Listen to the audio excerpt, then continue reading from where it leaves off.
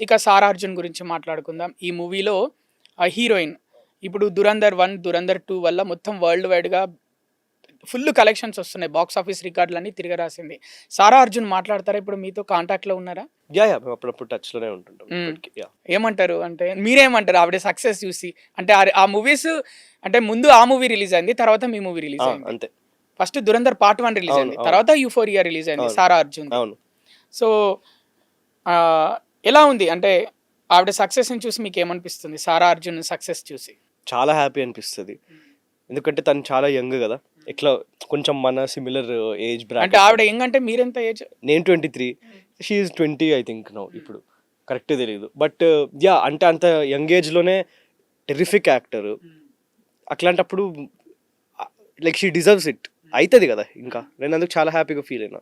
'యూఫోరియాలో' కూడా performance crazy ఉంటది. So, మనకి తెలుసు చిన్నప్పటి నుంచి తను నేనంటే మొన్న ఆమె చిన్నప్పటి నుంచి చేస్తుంది కదా. So it was due time. Child actress.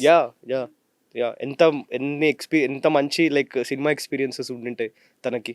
So అంత ఫేమస్ అయ్యి అంత హిట్ అయినప్పుడు చాలా మంచిగా అనిపించింది. అంత మారలే అంత అయిపోయినాక కూడా. ఎందుకంటే 'ధురంధర్ 1' రిలీజ్ అయినాక కూడా కొంచెం మాది ప్రమోషన్స్ ఆ టైంలో ఇంటరాక్షన్ ఉండే.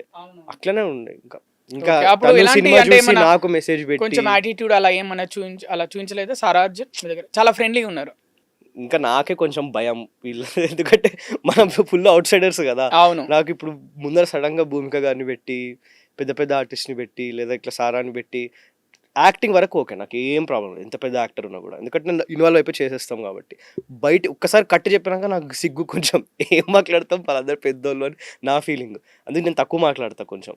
కానీ ఇంకా సారానే ఇప్పుడు 'యూఫోరియా' రిలీజ్ అయినాక నాకు మెసేజ్ పెట్టింది. అవసరం లేదు వాళ్ళకి మెసేజ్ పెట్టడం. ఏమన్నారు మెసేజ్ పెట్టి? ఇంత బాగా చేసినావు ఇది. మేము ఆ రోజు అందరు కలిసి చూడడం ఫస్ట్ టైం మూవీ. సో ఇంత బాగా చేసినావు నువ్వు, నాకు షూటింగ్లోనే అనిపించింది, సినిమాలో ఎంత బాగా వచ్చింది. అసలు నువ్వు ప్రాణం పెట్టి చేసినావు అనిపించింది మాకు కూడా.